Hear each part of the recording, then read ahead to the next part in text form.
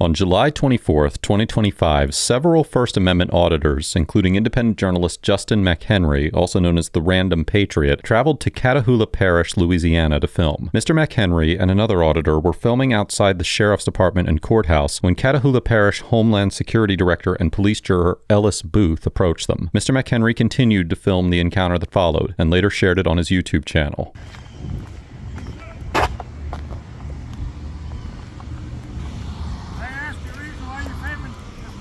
Yes, sir, you can. Yeah. I'm the Homeland Security Director of this parish. Oh, nice to meet you, sir. Why don't you tell? Yes, sir, absolutely. I'm not here to start anything with you. Can we tone it down a notch? What are we doing? Absolutely. Who are you with? Can we tone it down a notch? Who are you with? I'm just with myself. What's your name? What's your name? I don't need to give my name. What's your name? Hey, I'm just recording from a sidewalk. I'm not doing anything wrong. When you walk around, I come in here in peace. I am over the security of this courthouse. I want to know what's going on. You will not tell me what your name is? I don't wish to. No, you seem a little bit hostile. Because you did not contact us. I don't have to. I'm on a sidewalk. This is a public area. I can record anything my eyes can see. Okay. Listen, dude. If you came at me differently, we'd be talking a lot differently. Why don't you come tell me what you do? You don't have to. So, do you want to know what I'm doing? What are you doing? I'm auditing to see if you're going to violate my First Amendment rights. I tell you what. Right now, where are you from? You're trying to violate my rights. Where are you from? Dude, who cares? Where are you from? Stop. Get out of my face. You're escalating this, and I'm trying to de-escalate. I'm escalating this. Why are you here? I'm trying to de-escalate. Why? I don't even have to talk to you, dude. Why don't you go back where you came from? What if I'm from here? You're not from here. I would know you. Okay, then. I would know you. Hey, listen, you're way too mad over nothing. I'm the press. Please inform us of what you're doing, and it might be okay. All you have to do is come talk to me, and I'll tell you, but you don't need to be like this. Well, why didn't you come first? As soon as I saw you coming towards me, I said, I'll go talk to this guy, no problem. Why didn't you come? You are up here, and you don't need to be. You need to chill. Because I need to know what's going on. And I want to know what's going on in this parish. I don't give a crap who you are, so just please stop, okay? Why don't you come and inform us? I don't have to. That's my whole point of what I'm doing. You don't have to. I don't. Why do you come to a little town like this? Am I allowed to talk? No, you're not allowed to talk because you would not tell me your name. Dude, get out of my face, then. You're embarrassing yourself, dude. Leave me alone.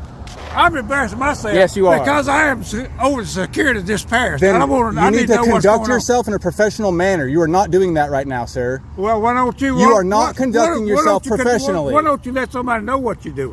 That's my whole point. You don't have to. Can I go to your house and walk around your house? Is this your house? I am over the security of this parish. This is a public building. I'm over the security of this parish. This is a public building. It may be a public building, but I'm over the security of this parish. Congratulations. You seem very proud of that, okay? This is a public building. All I need to know is what's going on. Dude, listen, give me some information. If you want to start over, I'll talk to you. But if you're going to be an asshole, I'm not going to talk to you. Why don't you come? Okay. We had no problem with it. Can I answer your question without you interrupting me? Because I'll tell you exactly what I'm doing if you won't interrupt me. What you doing? Okay, have you ever heard of a First Amendment auditor? Have you ever heard of that? Now, I know, listen, before you even assume anything, I know some people act differently. I'm very polite. I don't want to stir anything up. Okay. Why don't you go back to where you came from and do your part? Dude, listen. Where'd you come from? My whole state loves me, okay? What state are you from? Russia? No, you're from Russia. That's why you're trying to get mad at someone recording in public. You are from Russia. We just need to know what's going on. I am from America, where you can do whatever you want. You don't get interrogated by the government like you're trying to do to me, being an asshole. I just want to know what's going on. No, you wanted to be an asshole to me when I was trying to talk to you, and you wouldn't even talk to me. Then you wanted to violate my First and Fourth Amendment right. What's your name? Because I'm going to find out everything. I have the same right you do. This isn't your... No, not as a government employee, you don't. Everything about you is public information, and I could go make one public records request and find out everything about you. Mr. Booth, who identifies himself as the quote-unquote Homeland Security Director of the parish, confronts Mr. McHenry, demanding his name and an explanation of his actions, and ultimately tells Mr. McHenry to, quote, go back to where he came from. To clarify, Mr. Booth is not an employee of the Federal Department of Homeland Security. Rather, he is the director of the Catahoula Parish Office of Homeland Security and Emergency Preparedness. According to Section 29-728 of the Louisiana statutes, the director of a parish office of Homeland Security and Emergency Preparedness witness is directly responsible for the organization, administration, and operation of the local office, which is tasked with preparing for, preventing, responding to, recovering from, and decreasing the impact of man-made or natural disasters. The statute additionally states that parish-level directors must take an oath in order to assume the position, the first sentence of which requires the director to quote-unquote support and defend the Constitution. It should also be noted that according to a news article published about this encounter, Mr. Booth is a member of the Catahoula Parish Police Jury, which is the governing body of the parish, similar to a county commission or a county board of supervisors in other states. Consequently, while Mr. Booth is not a law enforcement officer, he is a government actor for the purposes of civil rights lawsuits under Section 1983 of Title 42 of the U.S. Code, and therefore could be sued for interfering with Mr. McHenry's First Amendment right to record. Before we continue the interaction, I want to give a big thanks to the sponsor of this episode, Black Forest Supplements. By now, most of you have probably heard about the powerful positive effects that stem cells can have on your body. Stem cells are like tiny repair crews in your body, and they go out and fix whatever needs to be repaired. If it's in your heart, liver, or skin, they'll fix it. But for whatever reason, most stem cell therapies are illegal in the United States, which forces patients to travel overseas for this treatment and pay upwards of $50,000 for a single stem cell injection. Now, most of us can't afford to travel out of the country and spend thousands of dollars on a single medical treatment. But thanks to Black Forest Supplements, there's now a solution that can fit everyone's budget. Research has shown that high flavanol cocoa can naturally boost your body's own stem cell activity. Here's Harvard professor William Lee explaining the powerful effects flavanols have on the body. So, studies have been done to show that the flavanols in cocoa stimulate stem cells to come out of your bone marrow like bees in a beehive in your bloodstream, and they go out and they find wherever it needs to be repaired. If it's in your heart, they'll fix it. If it's in your liver, they'll fix it. If it's in your skin, they'll fix it. Flavonols are the good stuff found in cocoa beans, but they're usually destroyed during the chocolate making process. The team at Black Forest Supplements has developed the first ever high flavanol cocoa powder specifically designed to reinforce your body's stem cell production. I mix it with my coffee every morning. It tastes amazing, and it's only 20 calories. If you're experiencing significant aging, slow recovery, weak immunity, or just feeling off, try powering up your stem cells in a natural way with Black Forest Supplements' high flavanol formula. And right now, Black Forest Supplements is offering members of the ATA community a 40% discount on your order through the link below. But this offer is only available for the next 48 hours, so be sure to click that link before it's too late. Thanks again to Black Forest Supplements for sponsoring today's episode. It'll take me 2 days to know how long you've worked here, your pay, everything else. I'm here. This guy freaked out. Hey, bro. That guy just lost his crap. He said he was the Homeland Security? Who's that guy? I have no clue, brother. I just work here. Okay. What's your name, brother? Justin Spain. Justice? Justin. Oh, Justin. Same. Justin. Nice to meet you. Oh, Yeah. yes. Sweet if your name was Justice. I was about to say, that's awesome. Whose Yeah. dog is that? He's just a community dog. Yeah? Just Oh. hangs around. He He doesn't like Justin. He didn't. I did have my mask on, but Yeah, that probably scared him. he was definitely going to bite me. Can you help me out? Instead of me going to make a whole public records request and bothering everyone else about it, can you just tell me that guy's name? I can't. You don't know who he is? No, You don't know who he is? I can't. I just work here, like I said. But you know who you work with and is around you. He does not work for the sheriff's office. But you work in the same area, so you Right, know. he works in the So you at least know who he is because you know he doesn't work for the sheriff's office. Yes. So who is he? His name is Ellis Booth. Ellis Booth. Yeah. ELLIS. Yeah, he's our Homeland Security All right. Director. Thank you. Why were you not trying to tell me that? Well, I just That's public don't- information. Yes, sir. Yes, sir. I do apologize. I'm sorry.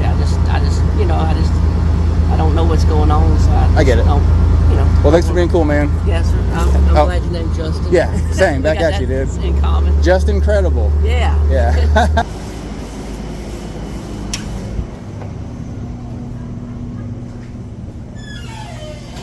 All right. I'm in this crazy building right now. I'm gonna go figure out where to make a public records request. Let's figure out where to make a public records request. They got open business hours here, but knocking on this door, and they're just... Do you know what a police jury is? It's essentially just I mean, knocking on this door, I mean, they got open business hours. I see a public Yeah. body here. I'm trying to figure out what's going on. She's just looking at me. yeah, they're refusing service. They're going to refuse service. What time is it right now? 210, July 24th. Obviously open business hours. Today's Thursday. They're open. They're refusing service for no other reason except they don't want to serve us specifically. Hi guys. I'm fine. I'm trying to make a public records request. I'm not sure where to do that here. What is it that you're looking for? Are we recording? Yes, ma'am. So no, I'm not gonna be recorded. I don't want to get in an argument over anything, but I'm allowed to video record anything my eyes can see. And so anytime I do any kind of business with the government, I just record myself doing it. Well, then you record yourself, not me. Oh, look, I'm not even trying to argue about that. If you don't want to be on camera, like, I don't care, but that's just, it's the law. If you don't, I mean, I'm not, this isn't about you, but you need to understand that you work for the public. What is your request? I'm just trying to find out how to make a records request in reference to Mr. Ellis Booth, who is the Homeland Security of this building. So what records would the clerk have for Ellis Booth? That I'm just, as I've said, I'm looking for the place to do that records request. Okay. Yes. Well, he's the 911 director, or the not 911, but the I can barely hear you. direct Homeland Security. Right. So I'd go to the police jury. Yeah, they won't talk to, they won't even open their door. They're just looking at us through a window. Doesn't Yeah. have any information about it. Yeah, I just was hoping you would be able to point me in the right direction. I understand that you don't have it. So, Now, like I said, the police jury down the hall, and he works across the street. and he works across the, so his building's across the street. Okay, so it's not even in this building? That's right. Why was he, so he told me he runs this building. That's why I was like, well, let's go in there and see I can't speak to that. if maybe he's got an office. Well, he's not very smart, so I think he was probably just trying to sound tough on camera. But And who are you with? I'm with myself. So, I see. have a great day.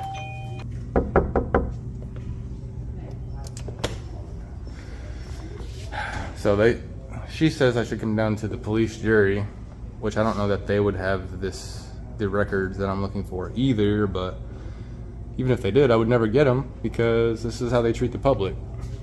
I was directed to a building across the street, which appeared to be associated primarily with LSU Agriculture, where Booth reportedly maintains an office. Homeland Security. Emergency preparedness. Let me go see if I can make friends with Ellis. Highly doubt it. So this is the Homeland Security office? Yes.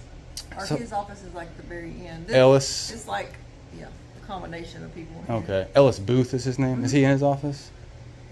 I don't think he is. He must It's be all right. at the courthouse. Did he come over here and talk to you about me already by chance? No? Okay.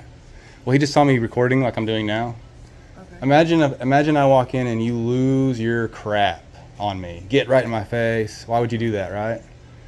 Only because I'm recording. What I wanted to do is make a public records request in regards to him. Okay. So can I do that with you? Well, I work for the LSU Ag Center. Oh, So, weird. Okay. yeah. So, like the Ag Center extension I see. is in here. Okay. It's just a multiple And- use building. Yeah, like the sanitarians in here and the Homeland. But it'd probably be the clerk of, like the police jury and stuff for public records. Dude, so they won't even talk to us because we're recording. They locked us out. We're all being, you know how we're talking? That's all we're doing. People just can't handle it. And so probably I would probably need to submit it to Ellis Booth himself, which is never going to go anywhere. All right, well, here's his office. Let's go see. Which one is it? Hi there. Are you with Homeland Security or are you with? I'm not. Okay. I'm LSU Ag Center. Okay. Is this his office? Last office on the right. Oh, okay. Thank you. Here it is. Here's his office. Very messy. Good Lord. There's no way he knows what's going on that desk.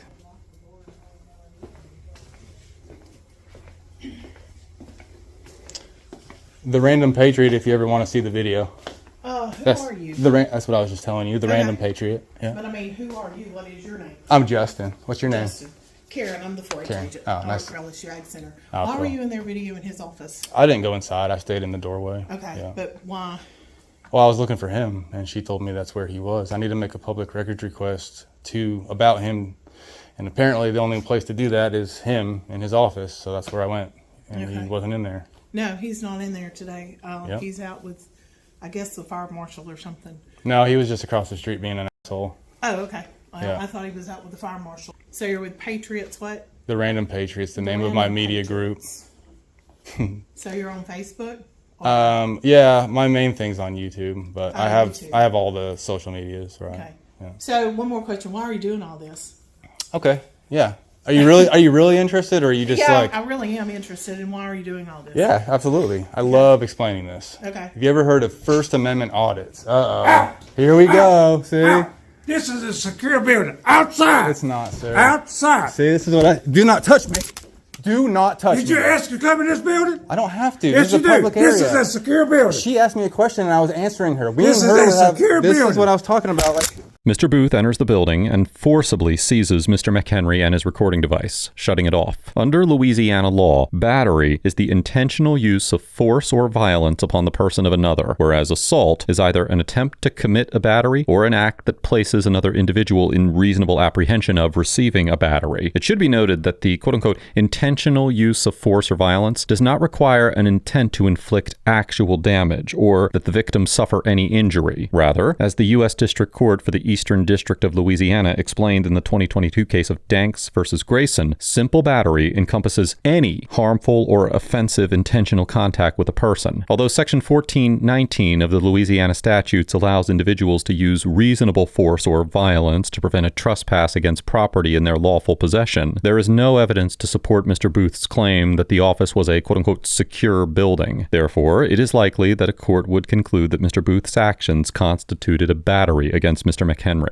as I began explaining, Mr. Booth entered the building from behind and attacked me without warning. He put his hands on me in what appeared to be a wrestling attempt and forcibly seized my recording device, immediately shutting it off, a clear violation of my First Amendment rights. I struggled for several seconds to retrieve my property while Booth continued to engage physically, striking me during the altercation. I ultimately recovered my device, gathered my belongings from the floor, and exited the building. Outside, Catahoula Deputy William Beeson was present, but Booth followed me and attacked me again, this time in full view of the deputy. Booth grabbed my phone again and threw it roughly 30 yards over the deputy and his cruiser onto the pavement. Get out of my face, you just lost it.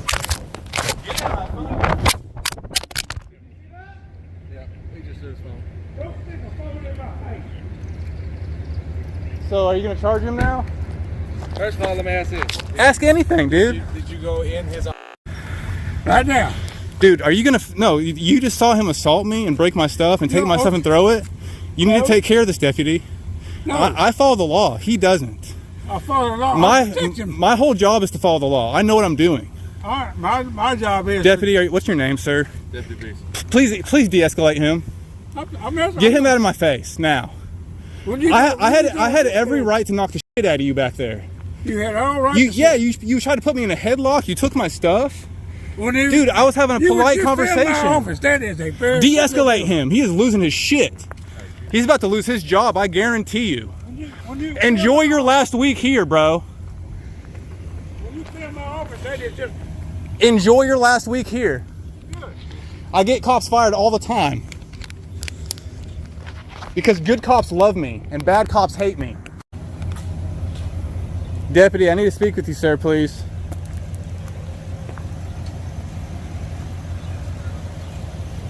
I don't know. Is there a call in here? Whenever you go to my territory, it is a different... This is a multiple purpose building and those ladies invited me in. We were having a very nice conversation. In my door. Yes, sir. You're right. Brother, I promise, he's the only person starting anything with me all day. If you want to see any video, I'll show it to you in a heartbeat. The deputy did not intervene. The deputy stated that he could not take action simply because someone battered me and seized my property. A position I believe contradicts his duty under the law. I've got detectives coming over here. And then he just came and took my stuff. You saw it, dude. I'm going to let them know what happened. He did the same thing inside before I came out. He did it twice. You need to, like, if I did that to him, where would I be right now? In cuffs in the back of your car. So why isn't he? Why isn't he? He's inside. No, he needs to be in the cuffs in the back of your car. I understand that. So this isn't fair treatment. That's why That's why I've got my detectives coming over here. What would you have done if I had done that to him? Be honest. He grabbed your phone, that was it, and threw your phone, that was it. No, he put me in a headlock inside. Also, it's on camera. Well, grabbing my phone and throwing it's assault and battery, and But did he hit you with it? And theft? No, touching me at all, brother. Assault is just I don't even have to touch you. I just have to threaten you with being touched, and that's assault. When you touch me, it's battery, and then you can add on. He took my phone from me and threw it. Right. Now it's destruction of property. That's theft. You name it. If I did any of those to you right now, what would happen to me? I mean, be honest. Just be honest. I would go to jail. I've got them coming over here. Dude, just do your job. Arrest him like you fucking would me. Well, right now, I'm going to collect a statement from you. Dude, I'm not even going to talk to you if you're not going to do what's right. If you're not going to do what's right, I'm not talking to you. Because if you're just going to try to get my information and then go tell him, no. First of all, I have to grab a statement from you of what happened. You don't have to. I did not. I don't have to say anything. Okay, you want charges pressed? You saw it. Yes, I know. Okay, so for what you saw in your presence, act on it. You don't need a statement for what you saw with your own eyes. I did not see him physically hit you. You saw him take the phone. Okay, but there's a do procedure. with what you saw, not what you didn't see. What you saw. Okay, but there's a procedure I have to follow. You wouldn't have followed it. If it was the other way around, I'd be in cuffs right now. I still have to get a statement. I wouldn't be in cuffs. If you just saw me do that to him, I wouldn't be in cuffs. I'd get a statement from you, a statement from him. Sir, would I be in cuffs? Would I be in cuffs? Why can't you just answer the question? Because you know what the answer is, and you know it sounds dumb. I don't think it sounds dumb at all. Why can't you answer it then? Because I don't. Just I saw what happened logical, right there. Bro. Just answer the question. Would I be in cuffs? Just answer it. At this point, no, because I wouldn't didn't see what happened. So if I took his phone and threw it across the parking lot, no problem. I'll get a statement. Well, I mean, do not tell me that. That's a lie. I have to All right, I'm not even, dude. You're not a good cop. You're a bad cop. Okay. You're a bad person, dude. You need to rethink what you're doing. Okay. I'm certified. No, you don't. You take his side over the public. No, you're supposed to protect the public, not Homeland Security. I am. You're not protecting, dude. You just saw a crime and you're doing nothing about it, and you're about to be all over the internet doing nothing about it. I have a lot of subscribers, a lot, and they're all going to see you doing nothing about it, and you're probably going to lose your job too. I'm going to make sure you lose your job too. How about that? Go in there and arrest him and do the right job. That's why I had my chief detective come. Why can't you? Are you a cop? I thought you knew what you were doing. You do or don't know what you're doing? I do know what I'm doing. Well, then go arrest him. Why do you need someone else? Why do you need anybody else? You just saw it in front of your own eyes. He didn't see it with his own eyes. You did. So go do something. And then I'll talk to you.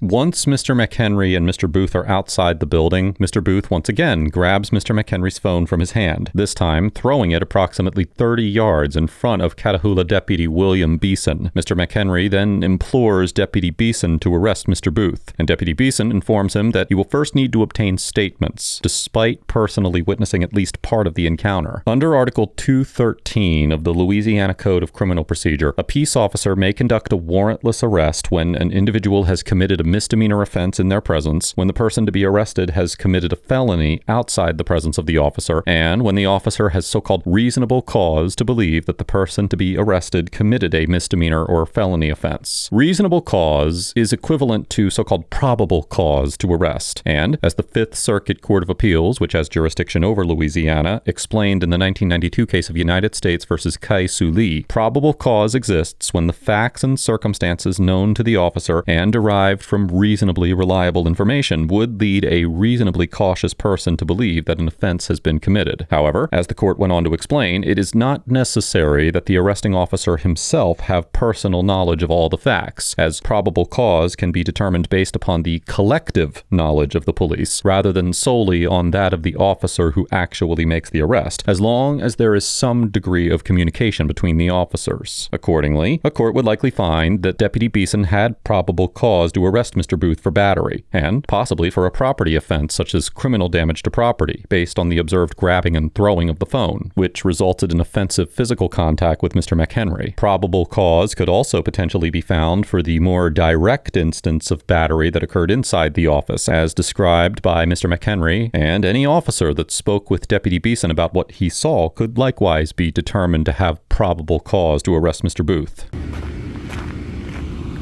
I don't trust y'all. I don't trust y'all.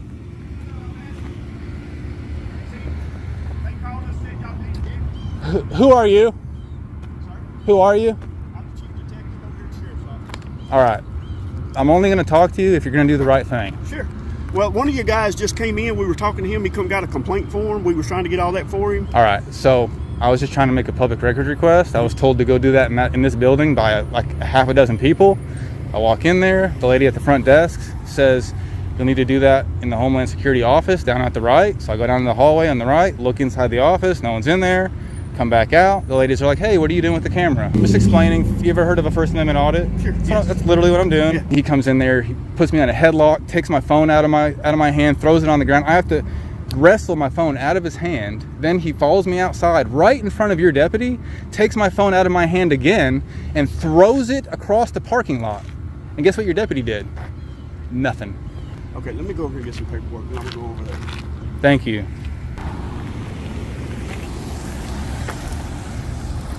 Where do you feel comfortable talking to giving me a statement? So I'm not gonna talk unless that deputy with his own eyes witnessed more than enough to arrest him. If you're gonna do the right thing, I'll come talk to you and tell you everything that happened. I'll show you videos. That's what we're doing. If you're not doing well, if you will give it to me, I would like to have your footage for the evidence. And I will, but before I do anything, because I've been through this road before and I know how cops work, is you're gonna get all the information you can out of me and then tell me to get fucked. No, that's not. Well, and so before I even make a statement or even show you a video, with what that deputy saw with his own eyes is more than enough. Talk to him too. So if you do the right thing with what he saw alone, then we'll talk. Yeah, let me go talk to him. Thank you. And can I get your name, sir? It's Dwayne Littleton. I'm Justin. Okay, Thank you. okay. We're trying to make this right. He's Homeland Security. He's not. Don't work he still can't break the law, though. Oh, I agree. And he needs to go to jail just like I would. And I'm not saying that ain't gonna happen. I'm just letting you know that he don't work for us. I understand that, and actually that makes it better, because if he did work for you, you would just give him. He definitely wouldn't go to jail. But he's not even your department, so you can act on it. Yeah, I'm gonna talk to the deputy and see what he's got on. Maybe he's got a body cam I can watch or something. I mean, his own. Would you call him a liar, or? Because he saw it with his own eyes, so he could just tell you he saw. Oh yeah, I'm just asking. He saw him do that to I'm me. just hoping that his body cam shows me so I can see it. Like if I ran up and grabbed your phone out of your pocket and threw it, what happens to me? Sure. And that's only one of like 10 things that happen. Yeah. But that alone, what would happen? Well, I mean, at a minimum, it could be he took your phone and threw it. Yeah. No. What if I did that to you? What would happen to me? You'd probably go to jail. Thank you. I mean, likely, according to that. Yeah, that's what I'm saying. I'm only. Well, hear this whole story. It's a lot worse than that, sure. But that alone would take me to jail. So let's do it to him. Well, he needs to see what's happening here. Do you believe that a law officer has a higher standard or a lower standard that they need to operate on? Do you think that they should? I 100% agree that higher standard. Has a higher okay, standard, so then he's not a law officer. So. All right. Well, then even better. Then take him, dude. Do the right thing, please.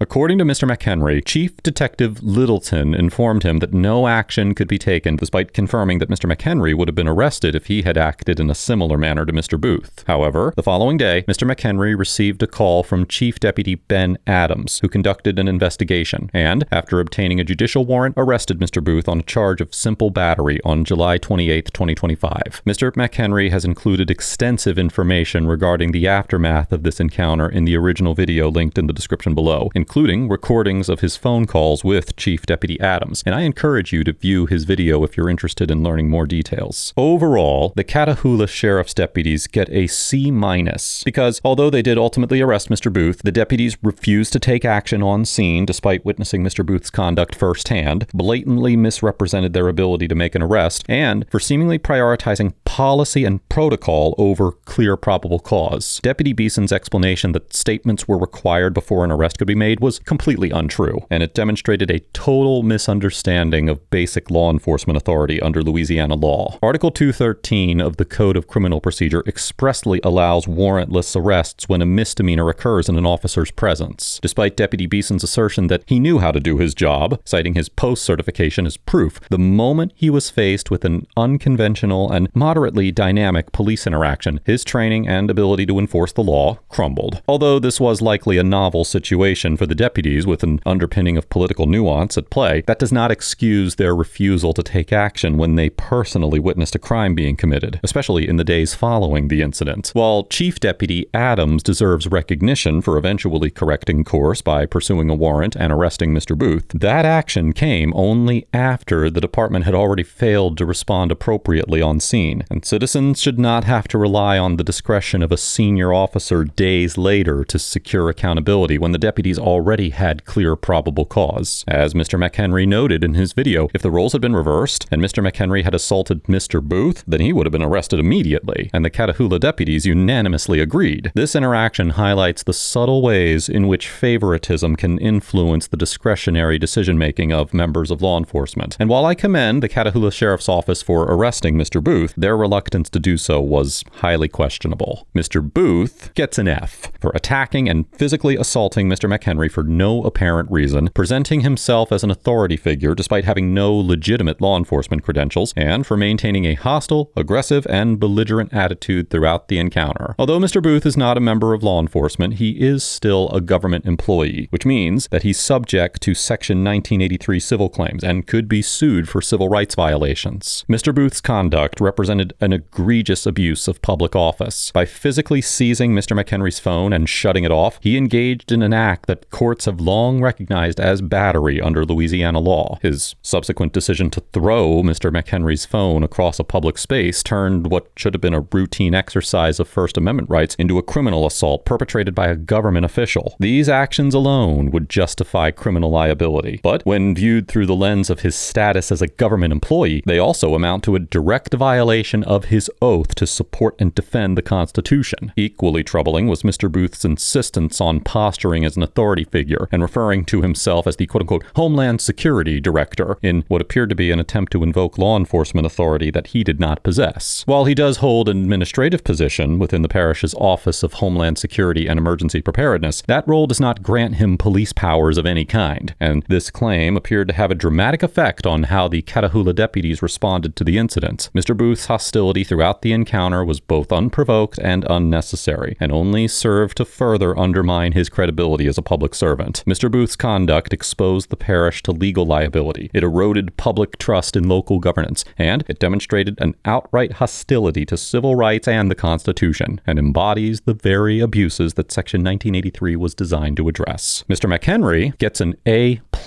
for maintaining a relatively calm and collected demeanor despite being physically assaulted by Mr. Booth multiple times, for offering challenging criticisms of the deputy's conduct without resorting to vulgar or profane speech, and for following up this encounter with the proper legal action by pursuing charges against Mr. Booth. Despite being attacked and having his property seized and damaged by Mr. Booth, Mr. McHenry displayed composure in a circumstance where many citizens might reasonably have lost control. Mr. McHenry's restraint not only preserved the integrity of his recording, but it also underscored the legitimacy of his grievances. Even in a heightened emotional state, he managed to largely avoid the kind of conduct that might have undermined his credibility in the eyes of the public or the court. Now, while some may criticize Mr. McHenry's initial reluctance to cooperate with Chief Deputy Adams as evidence of pettiness, that interpretation fails to account for the broader context. The deputies had already demonstrated a willingness to disregard clear evidence of criminal conduct, leaving Mr. McHenry with little to no reason to trust their motives. Mr. McHenry's decision to withhold cooperation until the department committed to accountability was not only understandable, but arguably a prudent and principled stance. Once that commitment was demonstrated, he provided a written statement and aided in the prosecution, which was the reasonable course of action. I commend Mr. McHenry for challenging the deputies without crossing into disorderly conduct, for documenting his assault while staying calm enough to maintain evidentiary integrity, and for pursuing lawful remedies rather than retaliation. I highly encourage you to give Mr. McHenry's channel your support. You can find a link in the description down below. Let us know if there is an interaction or legal topic that you would like us to discuss in the comments below. Thank you for watching, and don't forget to check out my second channel for even more police interaction content.